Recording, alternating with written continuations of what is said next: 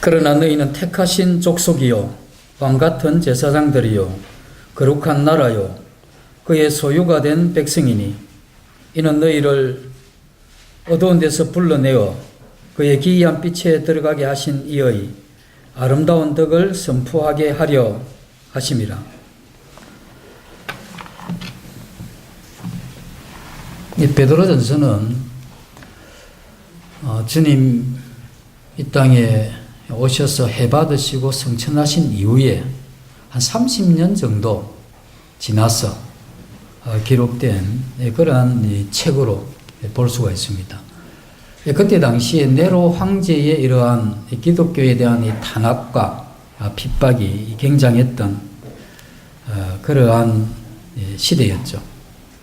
그래서 베드로 전서가 이제 쓰여진 장수가 아마 로마로 이렇게 추정을 하게 되는데, 그래서 베드로전서 5장에서 바벨론에 있는 교회도 너희에게 문안한다 하는 이런 말씀을 보면 이 바벨론을 로마로 이렇게 은유한 이러한 표현이다 이렇게 볼 수가 있습니다. 베드로는 일찍이 이 세 번이나 주님을 모른다고 이렇게 부인했던 배신한 배신의 경험이 있는 이러한 사람입니다. 그래서 베드로는 거의 신앙 전반에 걸쳐서 자신이 주님을 부인했던 그러한 이 사건은 그의 마음 가운데 특별히 자리 잡고 있었고, 하나님의 이러한 은혜가 없이는 여기에서 벗어날 수 없는 이 자신의 이러한 연약함을 깨달은 그러한 사람이죠. 그러나 이제 이런 경험을 가졌던 그가 그때 당시에 로마에 의해서 조직적인 기독교를 박해하는 이러한 박해 앞에서 그리스도인들이 변절하는 그와 같은 일들이 생기기 시작을 했습니다. 그렇기 때문에 믿음에 대한 이 소망을 붙들고 지키는 것이 베드로는 그 당시 성도들에게 매우 중요한 일이다 하는 이런 생각을 가지고 베드로전서 1장은 이와 같은 소망에 대해서 기록을 합니다. 그리고 이제 3장에 가면 실제적인 그리스도인의 삶에 대한 이야기를 하는데, 베드로전서 2장 여기에는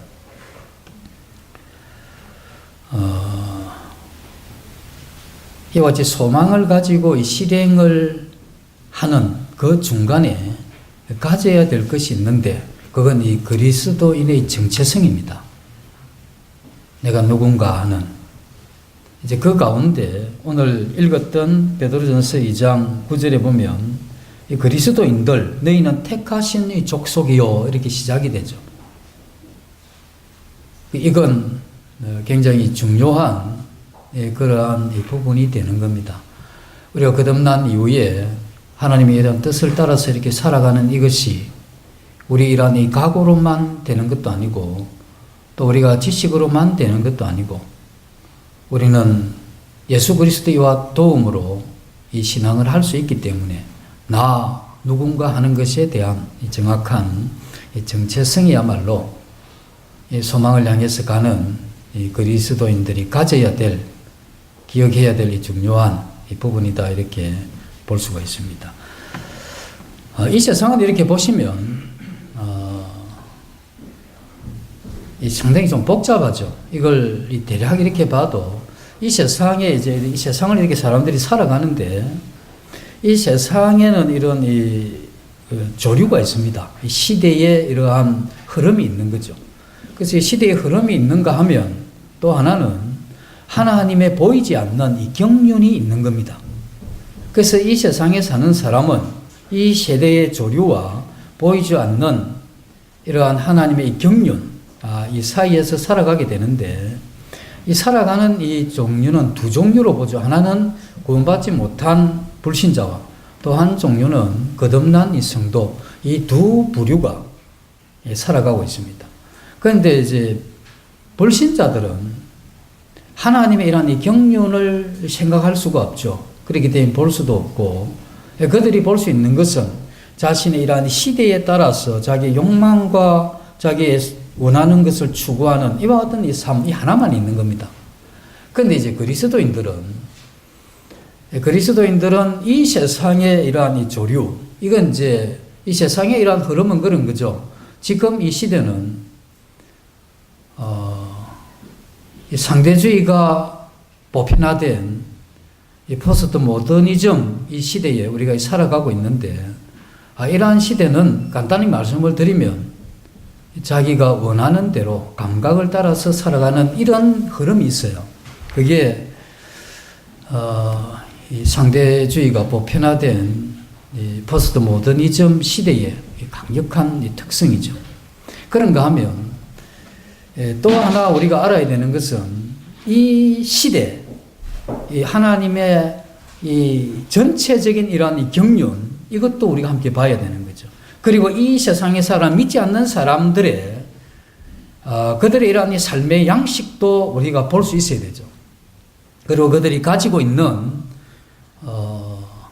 사상, 그리고 이 철학, 또 그들이 추구하는 것, 그리고 그들의 문제와 그들의 헛된 인생의 그 마지막 어떠함, 이런 부분들도 우리 충분히 볼 수 있어야 되는데, 더 우리가 중요하게 봐야 되는 것은 무엇이냐 하면, 이런 나라고 하는 거듭난 한 그리스도인으로서 나 누군가에 대한 이런 이 정확한 평가와 자신에 대해서 아는 것, 이게 굉장히 중요하죠. 이것을 알게 될 때 소망을 향해서, 소망을 가지고 오늘 살아가는 내 삶이 이와 같은 정체성과 굉장히 관계가 있는 거죠. 그래서 나 누군가 하는 이런 부분들은 우리가 신앙을 해가는 데 있어서 매우 중요하고, 이건 굉장히 일찍이 중학교 때부터 눈을 뜨게 되면, 우리가 한 번씩 책을 이렇게 보시면 17세에 뛰어난 영적인 사람이 되고 10대 후반에 탁월한 이러한 설교를 했다고 하는 이런 분들은 거의 10대 초반에 거의 회심하고 그의 이러한 이 교회나 부모를 통해서 이 분명한 이와 같은 이 지식들을 습득을 해요. 이런 이 습득을 한 가운데 성령의 이러한 역사로, 그리고 이 하나님의 이러한 사람으로 사실 그릇으로 빚어가기 때문에, 그래서 좀 더 일찍이 빠른 그런 훌륭한 하나님의 사람들이 그런 과정을 통해서 나오는 거죠. 그래서 이 교회는 그러한 부분들이 잘 가르쳐져야 되고, 우리 부모들은, 그리고 교회학교 교사들은 충분히 이와 같은 것을 알고 이것을 내가 경험하면서 그 경험한 것을 우리의 이러한 이 자녀와 학생들에게 가르치는 것, 이것이 그렇게 중요한 부분이 된다 하는 것입니다. 그래서 베드로전서 2장은 특별히 이제 나오는 부분이, 이런 부분이 나오죠. 7절에 보면, 그러므로 믿는 너희에게는 보배이나 믿지 아니하는 자에게는 건축자들이 버린 그 돌이 모퉁이의 머릿돌이 되고 하는 말씀이 나옵니다.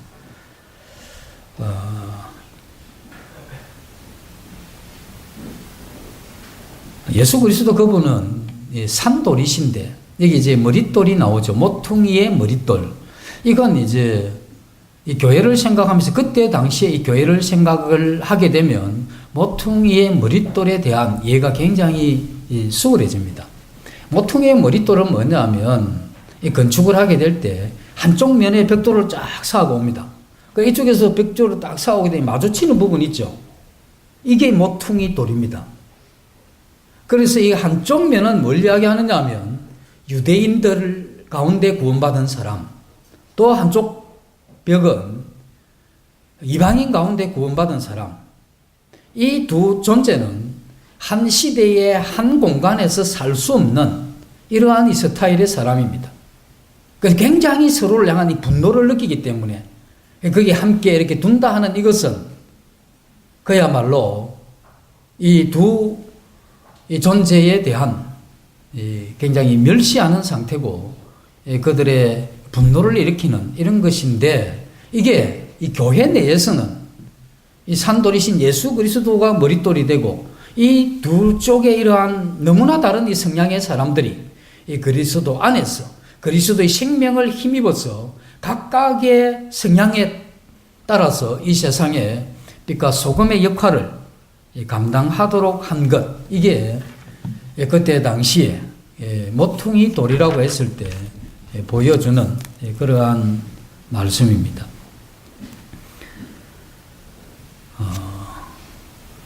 건축으로 보면 무생물인 이 돌이 양쪽 이러한 이 벽을 이렇게 해오지만, 교회 내에서는 이 생명을 가진 이 그리스도인들이 각각의 다른 그러한 가치관과 정체성을 가지고 살아왔는데, 그러나 그리스도 안에서 무엇인가가 그렇게 확고하게 함께 할 수 없는 이 정체성을 가졌던 이 두 부류의 사람을 이 모퉁이 돌 대신은 이 산돌 대신 예수 그리스도에 의해서 이들이 함께 할 수 있도록 한, 이것이 뭐냐 하는 거죠. 우리가 교회에서 살아온 과거가 다르지 않습니까? 그리고 환경이 다르고 배경이 다릅니다. 그 성격 자체도 천차만별 차이가 있는데, 우리가 이 교회 안에서 한 공간에서 이렇게 자주 만나면서 이렇게 가면서 어쩔 수 없는 이 갈등이 좀 있긴 하지만, 그래도 이 정도 버티고 간다는 건 굉장한 일입니다.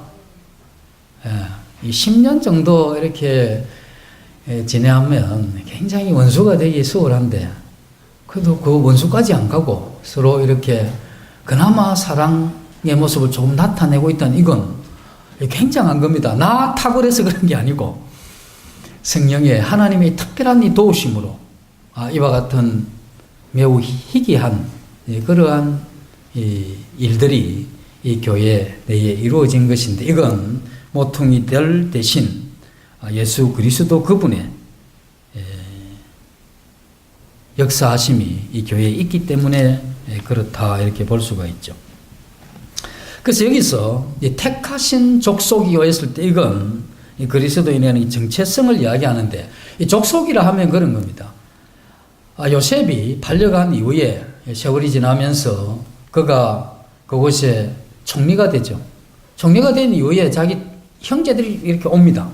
그래서 요셉이 너희들 누구냐 이래 물으니까, 우리는 한 아버지에게서 난 족속이요, 이렇게 이야기를 합니다.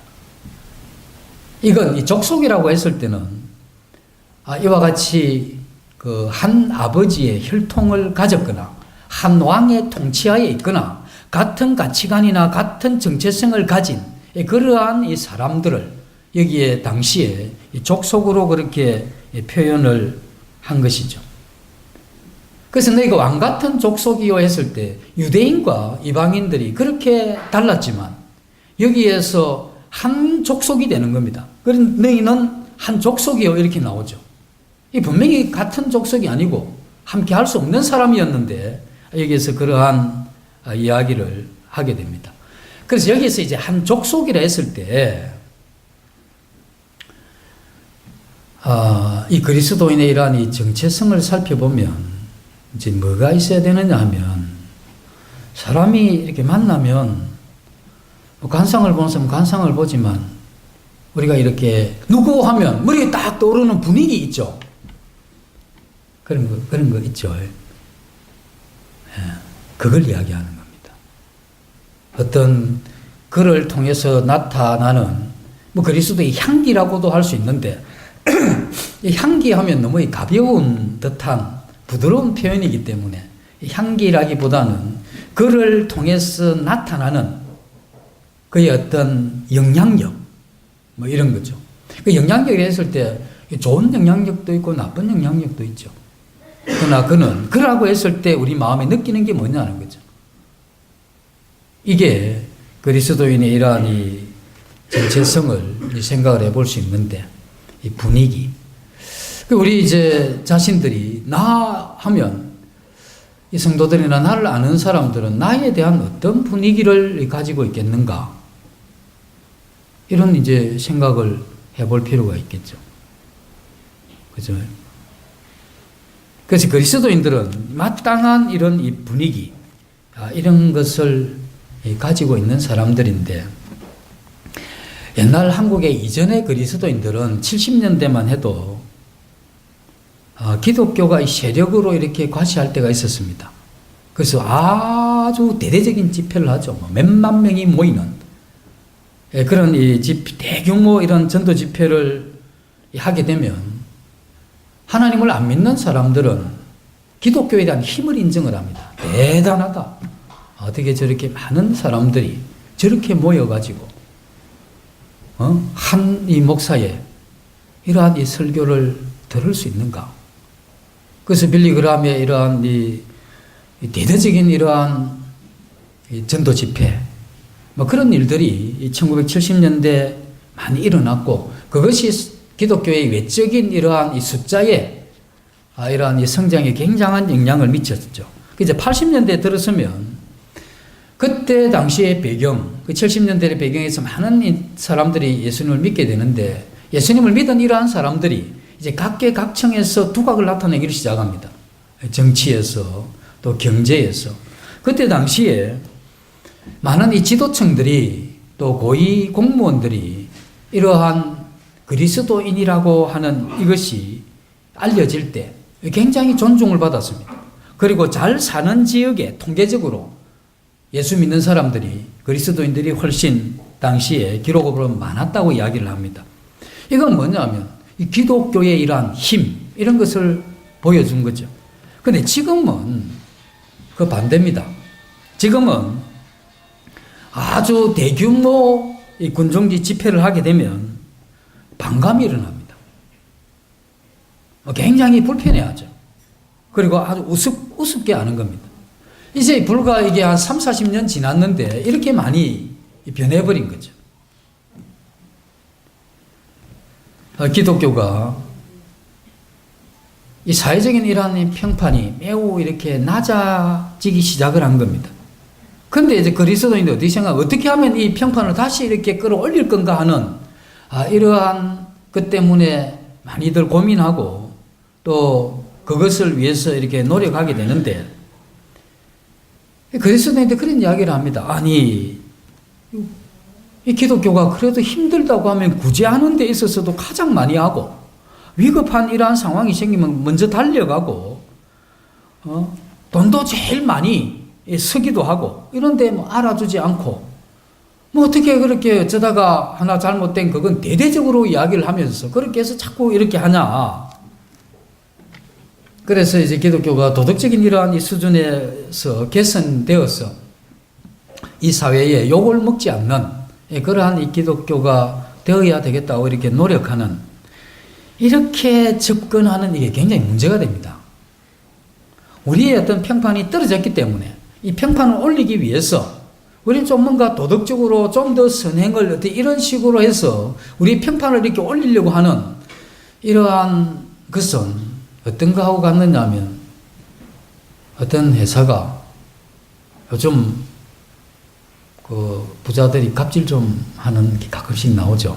저도 요즘 봤는데 좀 심하다 생각이 좀 들긴 합니다. 그러다가 어떤 회사가 자기들 회사의 어떤 제품이나 또 이러 일로 인해 가지고 회사가 굉장히 이제 어려워지게 되면 이제 불매 운동도 일어나고 물건이 안 좋은데 그게 이제 많이 나가가지고 그게 다시 리콜되기도 하고 이런 형태로 해서 굉장히 이제 어려움이 많이 되게 되면 회사에서 이게 대책을 세우는 겁니다. 그 첫 번째 뭐냐면 이것에 대해서 잘못을 인정하자. 이래가지고 회장님이야 거기 거의 그 높은 그 이사들 나와서 정중하게 머리를 숙이고 회장님 한 말씀 하시기를 죄송하게 됐다. 저희들이 이런 부분에 책임을 지고 다시 이런 일이 일어나지 않도록 하겠습니다. 이렇게 사과를 하죠.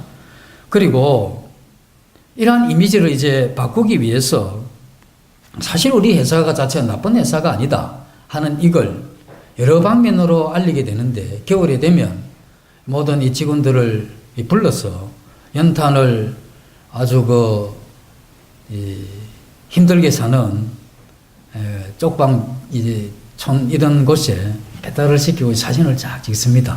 그리고 이제 그 신문이나 광고하는 이런 언론 매체와 이렇게 손을 잡고 대대적인 이러한 홍보를 하죠.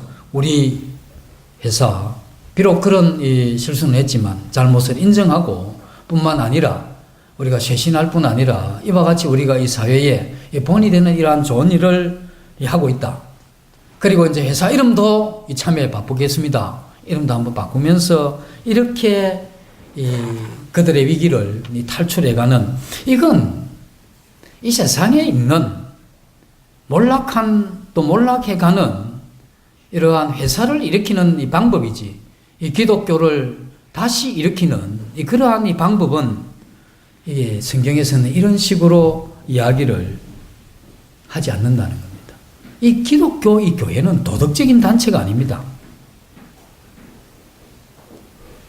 이 기독교는 이 거룩함을 추구하는 단체죠.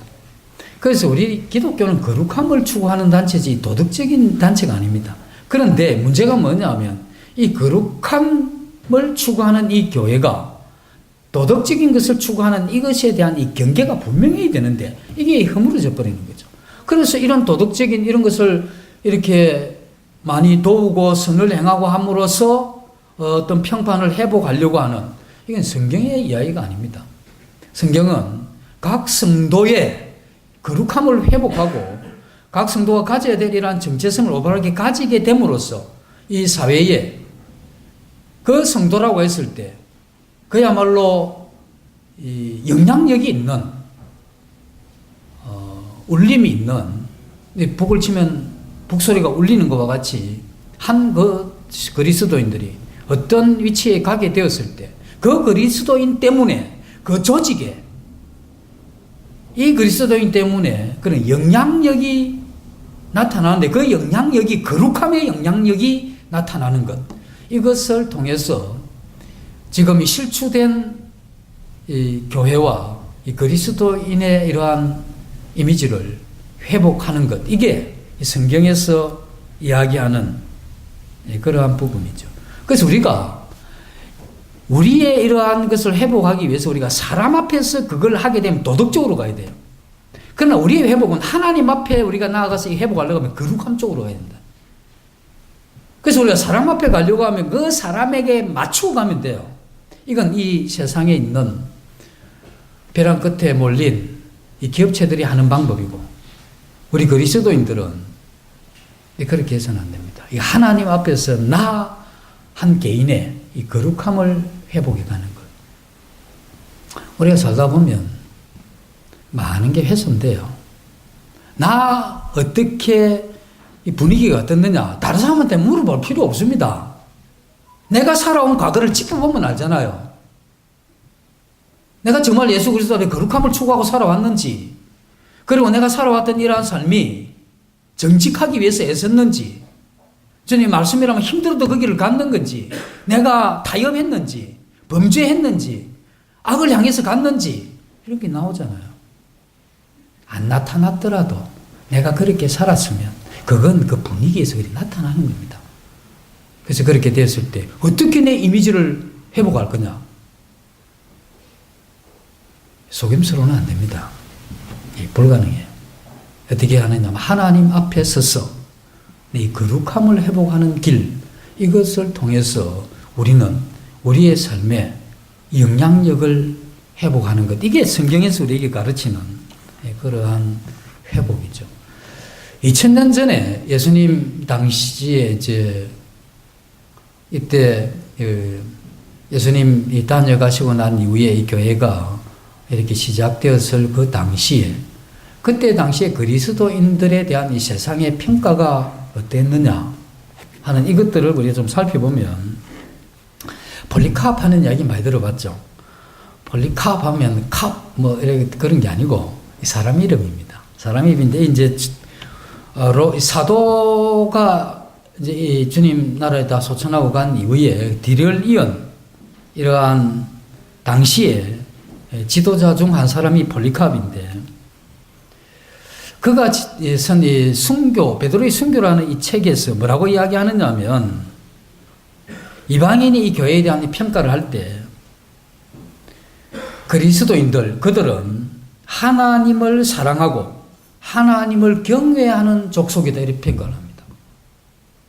그래서 안 믿는 사람들이 저 사람들 선을 많이 행하고 돈을 많이 해서 이렇게 도와주고 그 사람들은 뭔가 이렇게 깔끔한 분위기입니다. 이런 게 아니고 그 사람들은 하나님을 사랑하고 하나님을 경외하는 그런 족속입니다. 뭐냐면 이방인들이 안 믿는 사람들이 그리스도인들을 볼 때 그들은 하나님을 향해 가는 사람이라는 걸 봤다는 거죠. 이런 평가.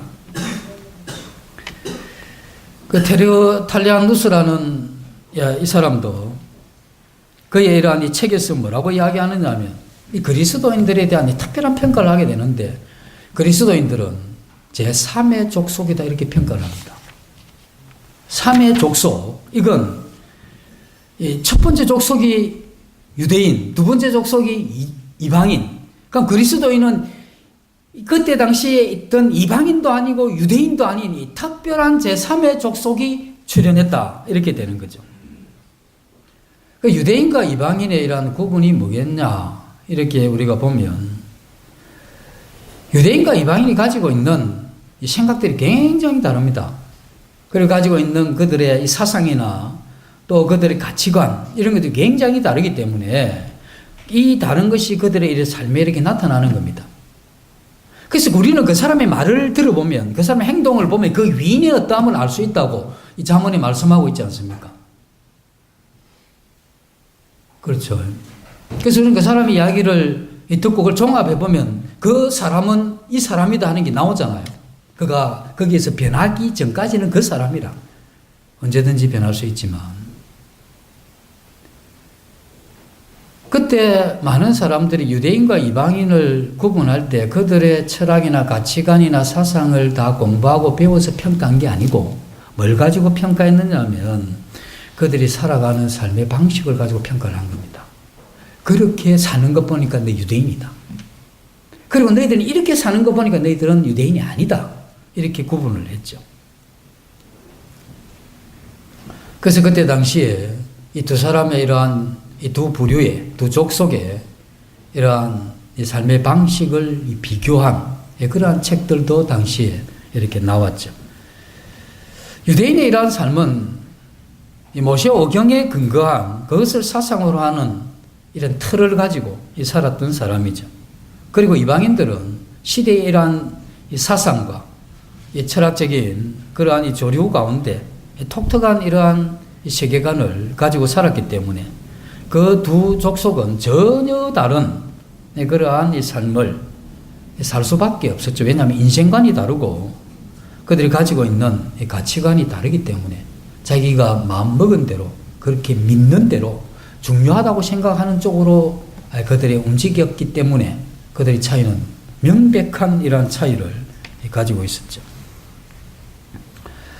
그러면서 이제 이런 가운데 있을 때 플루타코스라는 이 사람이 영웅전이라는 이 책을 쓰게 되는데 그 가운데 이 도덕론하는 이 부분에 어떤 게 나오느냐 하면 이런 이야기가 나옵니다. 로마 법정의 선, 재판받는 그리스도인을 향한 평가인데 로마의 신성한 판결을 받는 피고가 된 이 그리스도인들은 고결하고 하나님의 사랑을 받는 사람들입니다. 이렇게 평가합니다.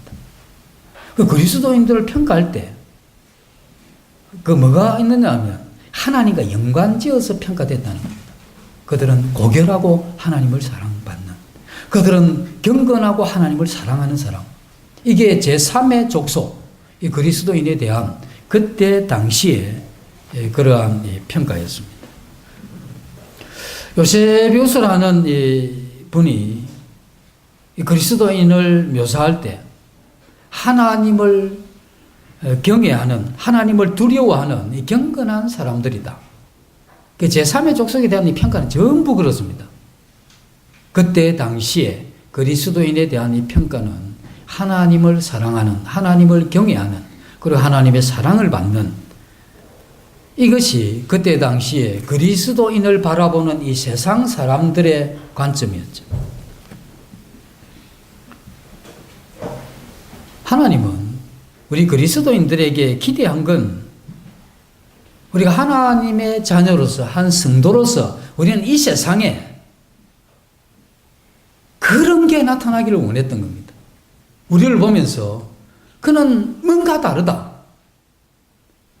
그는 하나님을 경외하는 사람이고 하나님을 사랑하는 사람이다. 그는 그의 말에서, 그의 행동에서, 그의 태도에서 이거는 부인할 수 없는 그러한 것이다 라고 오늘날 우리 주위에서 우리를 평가해야 되는데, 제가 하나님 믿습니다 하면 깜짝 놀랍니다. 아이고, 내가 진짜 몰랐다고. 어떻게, 나 당신이 하나님 믿는 줄 내가 진짜 몰랐다.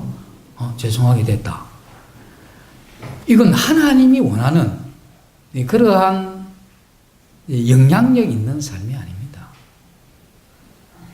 그래서 저는 이 말씀을 생각하면 그런 생각이 들었어요. 우리가 조만간, 그리 멀지 않은 때에 우리 이 세상의 삶을 끝내고 주님 앞에 서게 될 건데, 그때 주님께서 우리에게 구원하시고 우리에게 생명을 주시고 하늘의 자원을 다 주시면서 필요하다면 이 세상의 자원도 허락하시는 가운데 우리에게 기대했던 그 영향력, 그 삶, 그 정체성을 다 줬는데, 그때 우리가 주님 앞에 가서 우리의 삶에 대해서 어떻게 보고할 거냐 하는 거죠. 다른 사람들한테 내가 그리스도인이라는 걸 이야기했다면 그들이 깜짝 놀랐습니다. 그때 저는 참 부끄럽긴 했지만 그래도 들키지 않고 살아왔던 그게 다행이라고 생각했었습니다. 뭐 이렇게 해야 되는 거 어째야 됩니까? 뭐 어떤 때는 내가 그리스도인이라는 걸 이야기하기에는 너무 부끄러워서 차마 내가 이야기를 못했습니다. 뭐라든지 내가 그리스도인이라는 이야기를 하게 되면 내 삶에 좀 해로움이 또 불이익이 올까 싶어서 나는 그것을 숨기기 위해서 전전긍긍했습니다. 뭐 이런 이야기. 그게 하나님께서 자기 아들을 이 십자가에 내어주면서 우리를 구원하신, 우리에게 생명을 주신 그 하나님 앞에 우리가 은혜를 받은, 우리가 갚을 수 없는 빚을 진 한 성도가 대해야 될, 그리고 가져야 될 태도겠느냐 이렇게 생각을 해보면, 우리가 양심이 있다면, 그리고 이런 생명이 있다면 우리 이러한 이 삶 전체에 대한 절박한 회개가 필요한 게 우리의 이러한 삶일 수 있다는 거죠. 우리의 현존이, 내가 오늘 이 땅에 살아간다는 것이 이 세상에 하나님이 살아계시다는 최고의 선포가 되어야 된다. 그 현존이 최고의 선포다. 우리 믿음의 선배들이 이야기했던 거죠. 한 그리스도인이 어떤 곳에 가든 그가 그곳에 존재한다는 자체가 그 주위에 있는 사람들에게 하나님이 계시다는 최고의 선포다. 이런 이야기입니다.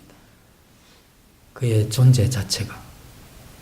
우리 주님이 이 땅에 오셨을 때 그 주님 자체, 그분의 말씀과 삶 자체가 하나님 살아계심에 대한 최고의 선포가 됐던 것과 마찬가지로 그리스도의 생명을 가진 우리가 이 땅에 사는 이것이 믿지 않는 사람들에게 그러한 이 최고의 선포가 되도록 기대한 것이죠.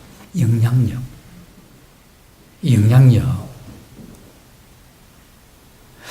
어떤 고등학생이 시골에 자기 친척집에 놀러 왔다가 그 주위에 아주 유명한 절이 있다고 해서 그 절에 이제 놀러를 갔는데, 절 보면 이제 옆에 이제 텐마루에 앉아서 있는데 어떻게 저기 젊은 스님이 한 분 이제 와서 옆에 앉았습니다. 이 학생이 이제 고등학교 1학년인데 질문을 했습니다. 스님, 왜 여기는 이상한 저렇게 가운 같은 옷을 동일하게 회색 비슷한 거 입고 다닙니까? 이렇게 질문을 했는데, 이제 질문을 이렇게 답을 하고 하다가 그 스님이 뭐라고 했느냐 하면 학생을 향해서 너는 왜 사니? 이 질문을 한 겁니다.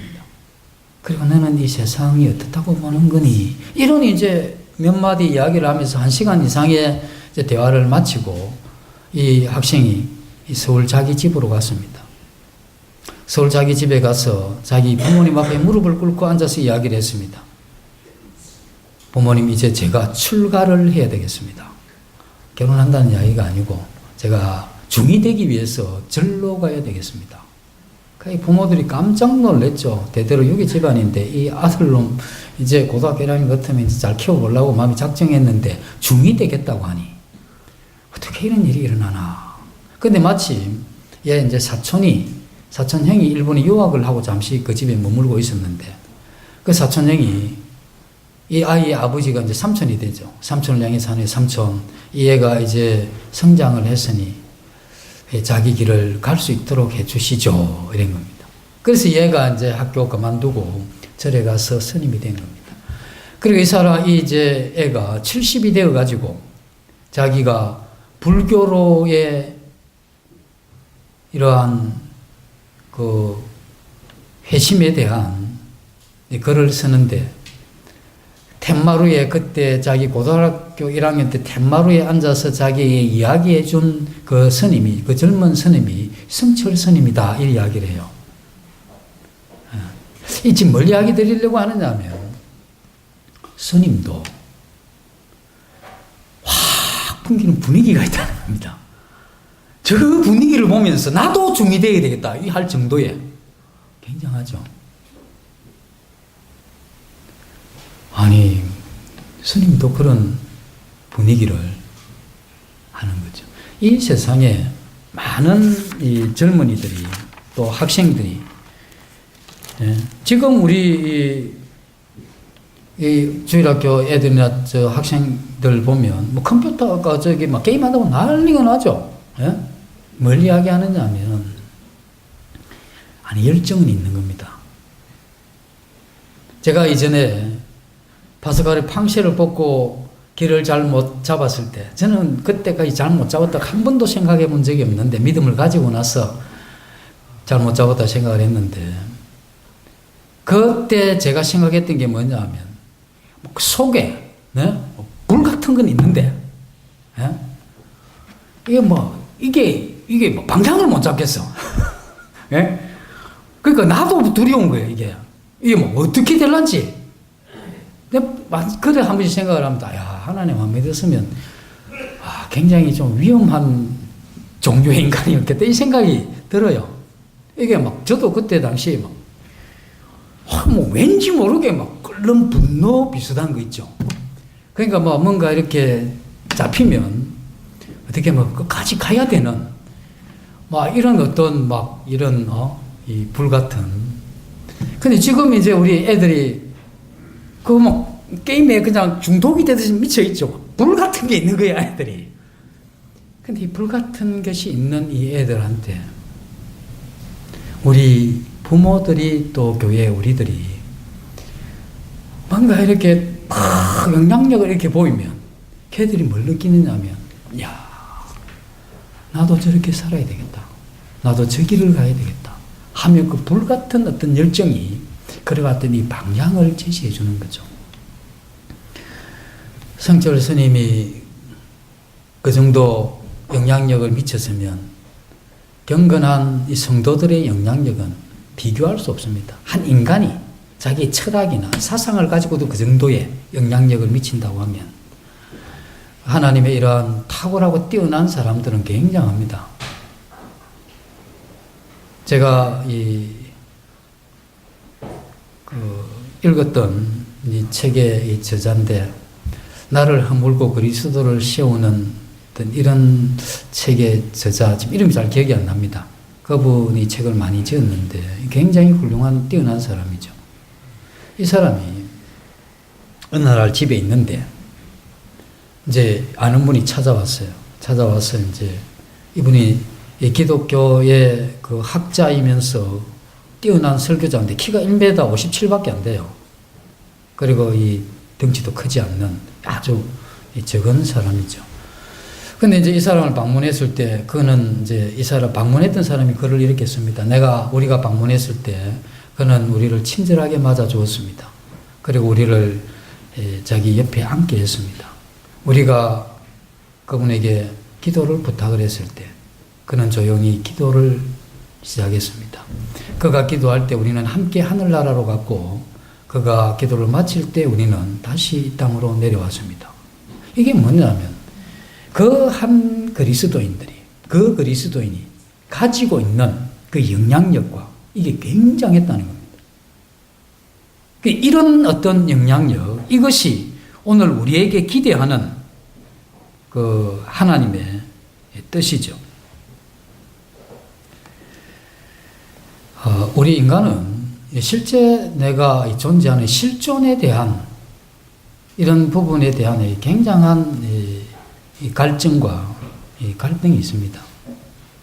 이 교회를 다니는 거듭나지 못한 이러한 우리 자녀들도 우리가 걔들이 뭐 게임한다고 해서 애야 정신 차리라 그렇게 이야기할 게 아니고 그들이 가지고 있는 아직 방향을 잡지 못한 아직 구원받지 못한 그리스도인의 정체성이 없는 이러한 우리 자녀들에 대하여 우리 자신이 할 수 있는 이 최고의 메시지는 영향력입니다. 그 영향력. 그래서 우리 석임의 교회의 성도들을 보니까 이 성도들은 다 하나님 앞에 살려고 하는 사람들이고 하나님을 사랑하는 사람입니다. 그리고 그들은 경건을 추구하고 있고 연약하지만 그와 같은 하나님 말씀 앞에 자신을 조절해 가기를 애쓰던 그러한 사람이다 하는 이런 기억을 우리 이런 자녀들 마음속에 그런 기억이 있어야 되는 거죠. 이런 것을 이렇게 보게 될 때 우리 자녀들은 굉장한 이러한 변화가 가능한 거죠. 그래서 우리 자녀들이 믿음 없이 그렇게 방황하는 이것은 그 허무한 이러한 인생을 향한 올바르게 그것을 볼 수 없는 그렇게 차마 그렇게 보지 못하고 방향 없음과 또 어떤 인생에 대한 올바르게 직시하지 못한 그런 몸부림과 같은 그런 게 우리 자녀의 그런 특성이다 이렇게 생각을 하고 있는 거죠. 그래서 그리스도인들 가운데 이런 쪽을 이렇게 보신 분들은 뭐냐면 한 사람이 타락하는 것은 그가 하나님을 찾고 있는 중이다. 그 안에 있는 열정과 그가 가지고 있는 그 어떤 인생에 대한 허물을 극복하기 위해서 그 하나님을 만나고 찾아야 되는데 이게 안 보이니까 뭐 타락으로 가버린 거예요. 그래서 우리는 타락으로 간 그건 그 자신의 타락한 어떤 이런 쪽으로만 볼 게 아니고 그건 하나님을 찾는 인간의 깊은 움직임이다 이렇게 평가를 하게 된 것이죠. 우리는 우리 안에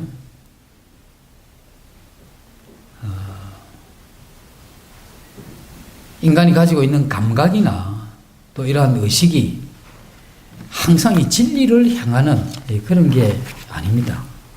그래서 우리는 이것이 쾌락을 향해서 가기도 하고 또 취미를 향해서 가기도 하고 아니다고 하는 그것을 향해서 가기도 하죠. 극단적인 때는 부도덕한 그런 쪽으로도 갈 수가 있습니다. 그래서 우리 이 성도들은 거듭났다고 하면 이 세상에 있는 아직 구원받지 못한 이 불신세계에 있는 그 사람들의 그 소리 지르지 않지만 그 정서적인 이러한 면에서 아우성치고 고함 지르는 그 함성을 들어야 돼. 그들은 길을 못 찾은 겁니다. 근데 열정이 있는데 욕심과 욕망에 이끌려서 이 땅에 보이고 나타난 것, 그 죽음을 넘어가지 못하는 그 헛된 것을 향해서 그들의 모든 열정을 다해가는 그 사람들의 그러한 이 모습을 볼 수 있는, 그리고 우리는 그들에게 내 삶을 통해서 그들에게 메시지가 전달되어야 되는 겁니다.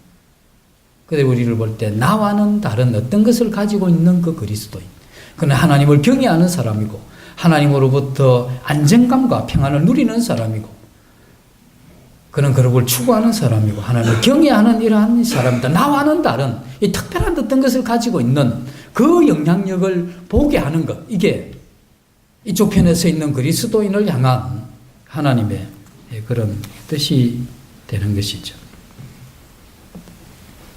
그런데 우리의 문제는 우리 자신의 생각 속에 파묻혀 있는 겁니다.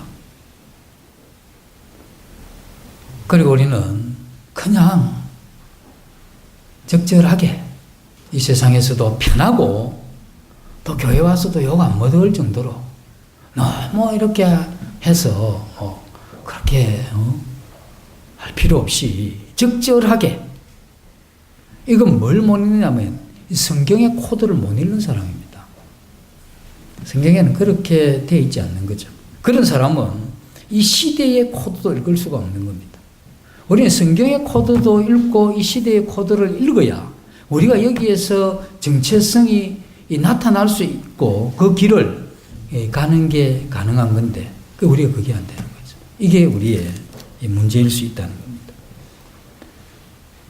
그래서 우리의 지금 필요한 건 뭐 도덕적인 어떤 이러한 삶, 그건 어떤 면에서 결과적으로 나오는 삶이고 우리에게 필요한 것은 하나님 앞에 서서 나 누군지 그리고 내가 그 하나님 앞에 내가 어떻게 경건을 추구할 건지 내가 어떻게 거룩을 추구할 건지 그리고 내가 그분 앞에 어떠한 이러한 삶을 살 건지에 대한 이러한 이 도전과 또 이러한 것에 대한 그 지속적인 이 끊임없는 이 추구 이런 것이 필요하죠. 그래서 우리는 이 세상에 독특한 그리스도인의 이러한 풍치를 풍기는 영향력을 나타내는 그리고 우리 그리스도인 존재에 대한 이러한 울림이 있는 이러한 사람. 그래서 우리가 그리스도인 우리는 이 세상에 그 어떠한 것에서도 굴복하지 않고 타협하지도 않고 그러나 하나님 앞에서 자기 길을 가는 사람 그리고 세상의 어떤 것도 그 그리스도인도 어쩔 수 없는 돈의 권력에 그 어떠한 것에서도 어쩔 수 굴복지 않는 이 특별한 한 족속을 보게 하는 것 이게 제3의 족속이죠. 그게 우리 그리스도인입니다. 복음 집회가 다 돼가는데 고도자 생각을 하시면 우리가 1년을 사는데 우리가 이 그리스도의 향기를 우리의 이 울림이 있었다면 이것에 대한 이 도전하는 사람들이 만약 착각이라도 저 사람은 내 삶에 도전을 했지 않겠나 이런 착각 가운데서라도 그 이름을 기도 제목에 하면 내는 이 정도가 돼야 안 되겠습니까? 거듭난 지 횟수를 한번 생각해 보시고 그때부터 지금까지 내가 이 몸된 이 교회에 그 사람들을 몇 명이나 인도했는지 그 나에 의해서 그들이 믿고 안 믿고 간에 내가 그리스도의 영향을 얼마나 미쳤는지 그들이 나에 대해서 믿음에 대한 도전을 가진 사람이 몇이 되는지 그걸 봐야 되는 거죠. 만약에 그게 없다면 주님이 이야기하는 성경에서 얘기하는 그 코드의 그 삶이 아니죠.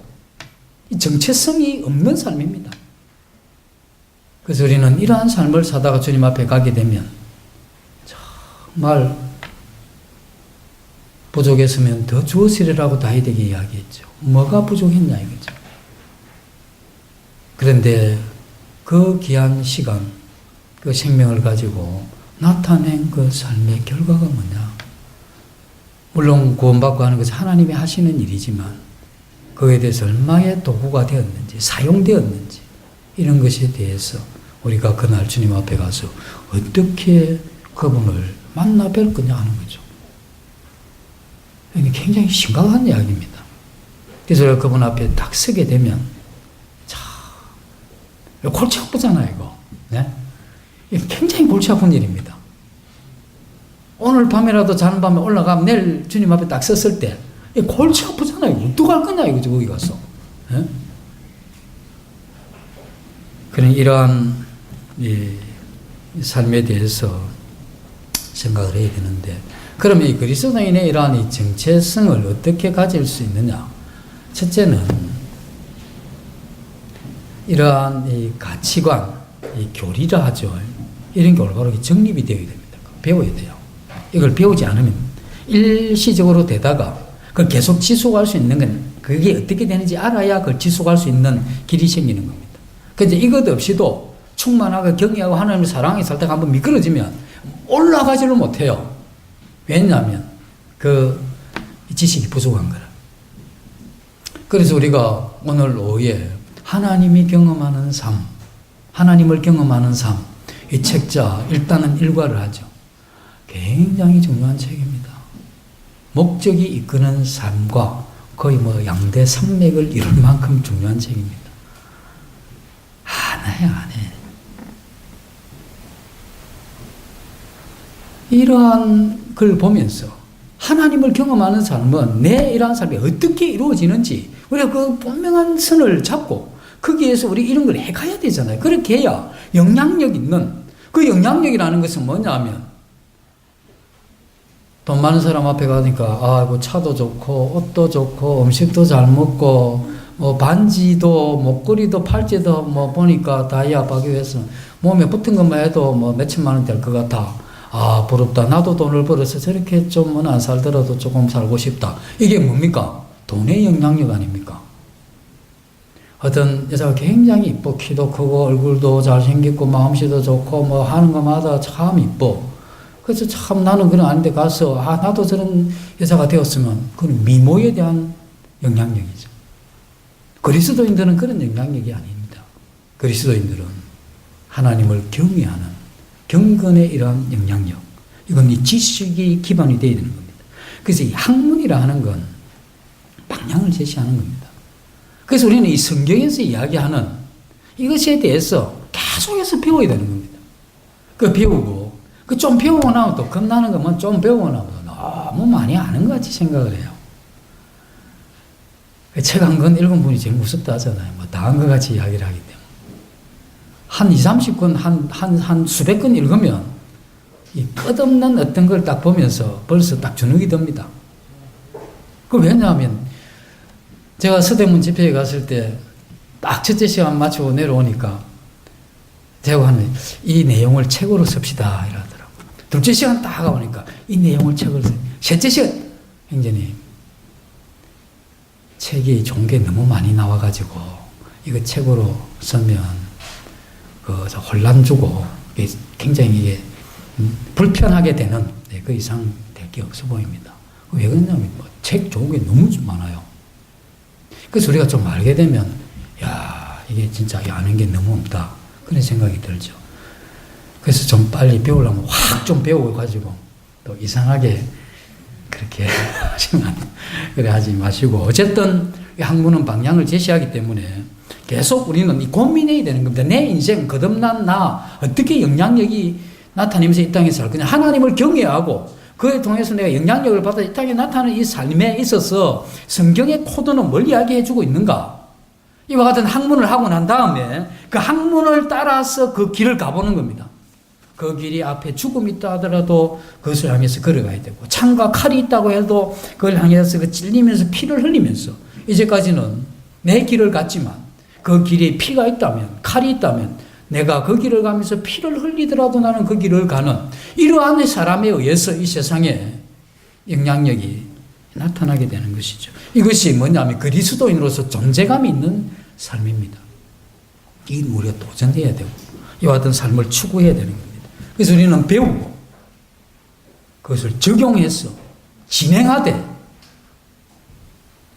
그 길이 가시가 있고 칼이 있고 죽음이 있어도 나는 그 길 외에는 어떤 다른 길을 수용할 수 없는 그리스도의 연합에 대한 교리를 배우시고 그 길 외에는 의미가 없음에 대한 흔들리지 않는 이러한 이 지적인 보호가 있어야 돼요.